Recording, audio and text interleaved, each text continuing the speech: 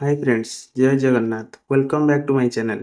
देखंतु आपणकर जो एमपीएसडब्ल्यू मेल पिला मानकर 686 एमपीएसडब्ल्यू मेल पिला मानकर काउंसलिंग जो 28 तारिख होबार थिला जेसी पोर्टल रे तार लॉगिन साइट टी आसी गलानी। आपण माने काली लॉगिन करिकि आपण मानकर निज निजर चॉइस देई परिबे। आसंता काली सकाळ 10 रे स्टार्ट होची आपणकर काउंसलिंग। ठीक अछि, चलते देखि नेबा। आपण गूगल रे सर्च करिवे जेसी पोर्टल ओडिशा। ठीक अछि, देखंतु ऑनलाइन काउंसलिंग पोर्टल ए साइट टी आसी जिवो आपणकर। आ पर क्लिक करिवे। देखि नियंतु आपणकर एटी आसी जाउची MPSW male counselling director of public health DPH.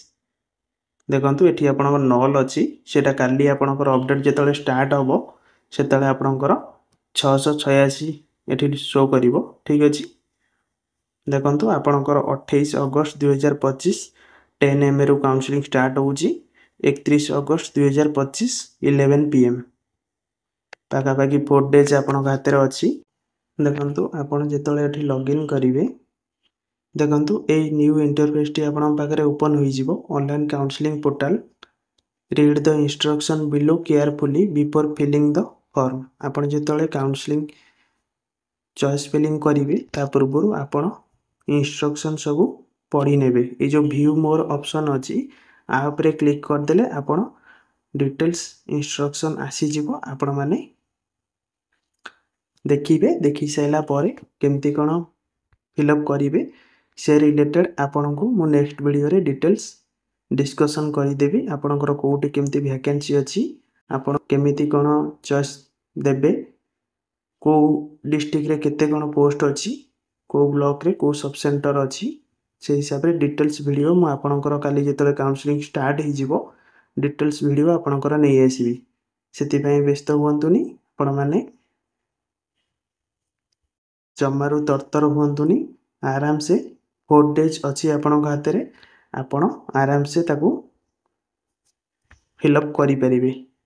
देखंतु स्टार्ट डेट आपणकर 28 अगस्त 10:30, एंड डेट आपणकर 31 अगस्त 5:30 pm जाके देइचंती।